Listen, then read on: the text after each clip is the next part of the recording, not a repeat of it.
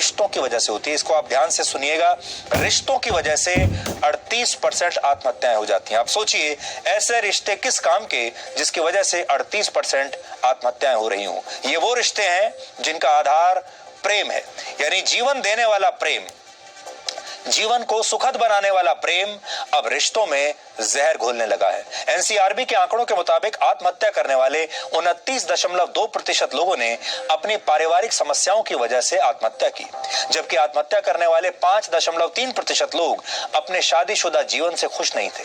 प्रेम संबंधों के कारण आत्महत्या करने वाले लोगों की संख्या 3.5% है। तो इससे आप अंदाजा लगाइए कि लोग आत्महत्या क्यों कर रहे हैं। रिश्तों की वजह से, विवाह की वजह से, और जो रिश्तों में खटास आ जाती है उसकी वजह से, और पारिवारिक समस्याओं की वजह से। जिस परिवार को हम अपने जीवन का सबसे मजबूत स्तंभ मानते हैं, जो परिवार बहुत आवश्यक माना जाता है, उसकी वजह से, उसकी समस्याओं की वजह से हम आत्महत्या करते हैं।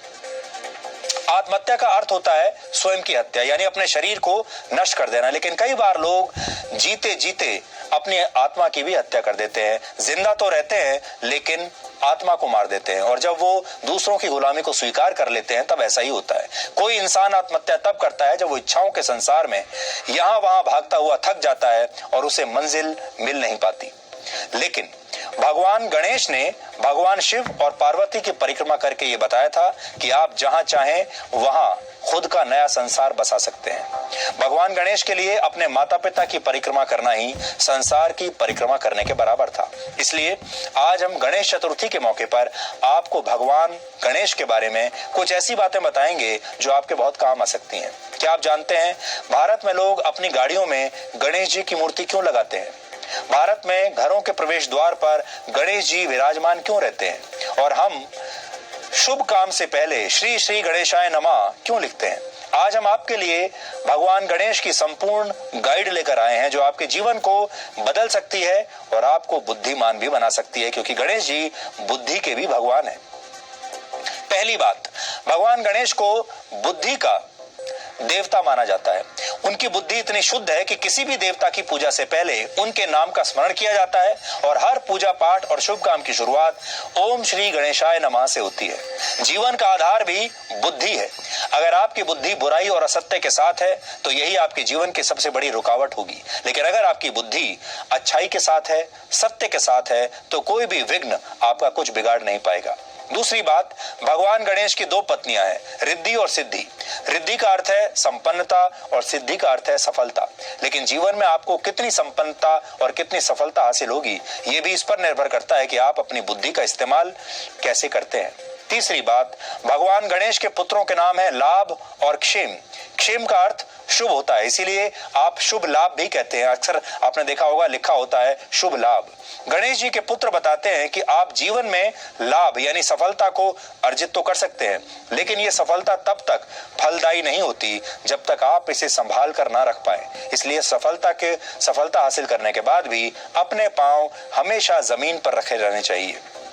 चौथी बात, भगवान गणेश की मानस पुत्री का नाम संतोषी है। जब आप अपनी बुद्धि और विवेक से ही सही मार्ग पर चलते हुए सफलता और संपन्नता हासिल करते हैं और बिना अहंकारी हुए उसे सहेज कर रख पाते हैं तो आपके जीवन में संतोष आता है। और भगवान गणेश की मानस पुत्री संतोषी इसी का प्रतीक है, इसलिए सफलता के साथ संतोष भी जरूरी है। पांचवी बात, भगवान गणेश को जब पार्वती ने यह निर्देश दिए कि वो किसी को भी अंदर ना आने दे, तो गणेश जी बाल गणेश के रूप में जब वो थे, वो अपनी मां का कहना मानते हुए दरवाजे पर खड़े रहे, द्वार पर खड़े रहे, और उन्होंने शिव जी को भी अंदर नहीं आने दिया। क्रोध में आकर शिव जी ने बाल गणेश का सिर काट दिया, यानी भगवान गणेश अपने कर्तव्य के लिए अपना शीश कटवाने को भी तैयार थे। उनसे आप सीख सकते हैं कि कर्म और कर्तव्य से ऊपर कुछ नहीं होता, जीवन भी नहीं। जब शिवजी ने गणेश जी का सिर काटने के बाद उनके सिर के ऊपर हाथी का सिर लगाया, तब पार्वती ने कहा कि लोग इस रूप में गणेश जी की पूजा कैसे करेंगे। इसके बाद शिवजी ने यह वरदान दिया कि सभी देवी देवताओं में सबसे पहले गणेश जी की ही पूजा होगी। इसके अलावा गणेश जी जल के भी देवता हैं, और पृथ्वी पर जब कहीं कुछ और नहीं था तब चारों तरफ सिर्फ जल ही हुआ करता था। गणेश जी को वाणी का देवता भी कहा जाता है क्योंकि वो बुद्धि को सत्य का पालन करने की प्रेरणा देते हैं, और जब आप सत्य का पालन करते हैं तो वो आपके वाक्यों को शक्ति भी देते हैं। आपने कभी सोचा है कुछ भी लिखने से पहले श्री गणेशाय नमः क्यों लिखा जाता है? असल में व्याकरण में अक्षरों को गण कहते हैं। गणेश जी अक्षरों के देवता हैं, इसलिए उन्हें गणेश कहा गया। इसीलिए शास्त्रों में कहा गया है कि चाहे आप कविता लिखें या बही खाता बनाएं या लिखने से जुड़ा कोई काम शुरू करें, उससे पहले श्री गणेशाय नमः जरूर लिखें। गणेश जी को सभी कलाओं में निपुण माना गया है, कलाओं के देवता माना गया है। आपको उनकी कुछ मूर्तियां ऐसी भी दिखेंगी जिसमें वो आपको वाद्य यंत्र बजाते या नृत्य करते हुए दिखेंगे। इसलिए कला के क्षेत्र में भी सबसे पहले गणेश जी का स्मरण होता है। गणेश जी को कवियों की बुद्धि का स्वामी माना जाता है क्योंकि वो विचार को जन्म देते हैं और फिर उसे कलात्मक तरीके से व्यक्त करने का सामर्थ्य भी आपको देते हैं। गणेश जी को मंगल मूर्ति इसलिए कहते हैं क्योंकि वो विघ्न हरते हैं, समृद्धि लाते हैं, और उन्हें मुहूर्त का भी देवता माना जाता है। शास्त्रों के मुताबिक कोई भी शुभ कार्य मुहूर्त देखकर होता है, और ये मुहूर्त नक्षत्रों की चाल देखकर तय होता है, और गणेश जी को सभी नक्षत्रों का देवता कहते हैं। इसलिए किसी भी शुभ कार्य का आरंभ गणेश जी की पूजा के साथ ही होता है। गणेश जी को सिद्धिदाता इसलिए कहते हैं क्योंकि गणेश जी श्रद्धा और विश्वास के प्रतीक है। उन्हें शिव जी और पार्वती ने जन्म दिया। शिव जी को विश्वास और पार्वती को श्रद्धा का प्रतीक माना जाता है, और जब तक आप किसी काम को श्रद्धा और विश्वास के साथ नहीं करते, आपको उसमें दक्षता यानी सिद्धि हासिल नहीं होती। इसलिए जब भी आप किसी काम की शुरुआत करें, गणेश जी का स्मरण करके उसे श्रद्धा और पूरे विश्वास के साथ पूरा करने का प्रण लें, तब आपको सफलता मिलेगी। गणेश जी का वाहन एक चूहा है। चूहे का काम है अच्छी चीजों को कुतरना। कुतर्क शब्द कुतरने से ही बना है। अच्छी बातों और सत्य को कई लोग अपने कुतर्क से विकृत कर देते हैं, इसलिए ऐसा करने वालों पर नियंत्रण जरूरी है। गणेश जी के विशाल और चूहे के छोटे शरीर का संकेत यह है कि सुबुद्धि विशाल हो तो कुबुद्धि पर नियंत्रण किया जा सकता है। गणेश जी की मूर्ति को वाहनों में इसलिए लगाते हैं क्योंकि वो सभी दिशाओं के देवता माने गए हैं, इसलिए वो वाहन चलाते हुए सभी दिशाओं में आपकी रक्षा करते हैं, और इसके अलावा वो रास्ते में आने वाले तमाम विघ्नों यानी परेशानियों से यानी सड़क दुर्घटनाओं से भी आपको बचाते हैं।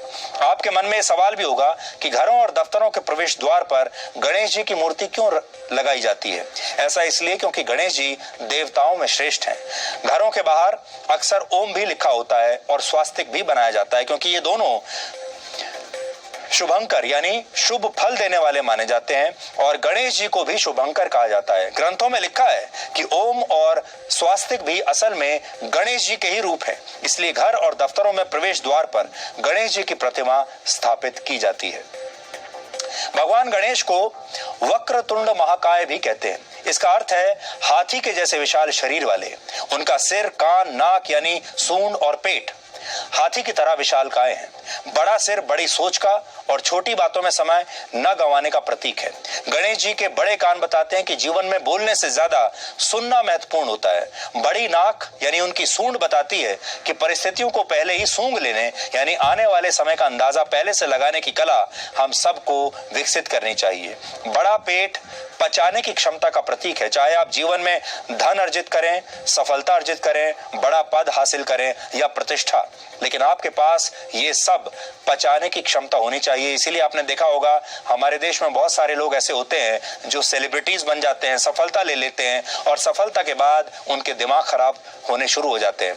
गणेश जी की पत्नियों का नाम रिद्धि और सिद्धि है, लेकिन अक्सर भगवान गणेश की पूजा देवी लक्ष्मी के साथ होती है। कभी आपने सोचा है कि देवी लक्ष्मी और भगवान गणेश को एक साथ क्यों रखा जाता है?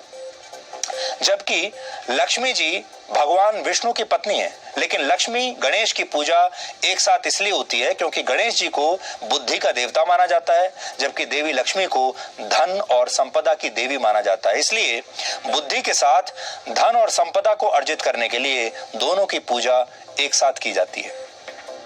भगवान गणेश सिर्फ भारत के लोगों के ही आराध्य नहीं है, बल्कि उनके फुटप्रिंट्स पूरी दुनिया में आपको दिखेंगे। गणेश जी को समर्पित प्राचीन मंदिर दुनिया के किन किन देशों में मौजूद हैं, आप इस नक्शे पर देखिए। गणेश जी की पूजा दुनिया के सबसे बड़े मुस्लिम आबादी वाले देश इंडोनेशिया में भी होती है। इंडोनेशिया की करेंसी पर गणेश जी की तस्वीर अंकित है।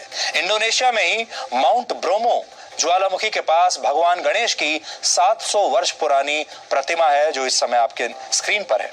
जापान में गणपति के 250 मंदिर है। जापान में गणेश जी को कंजी टेन के नाम से जाना जाता है। जापानियों के लिए वो सौभाग्य और खुशियों को लाने वाले देवता है। कई वर्ष पहले अफगानिस्तान के पख्तिया प्रांत में गणेश जी की 5वीं शताब्दी की प्रतिमा मिली थी और इसी तरह से चीन, पाकिस्तान और वियतनाम जैसे देशों में भी गणेश जी की सैकड़ों हजारों वर्ष पुरानी प्रतिमाएं मिली हैं, जो आप अपनी स्क्रीन पर अभी देख रहे हैं।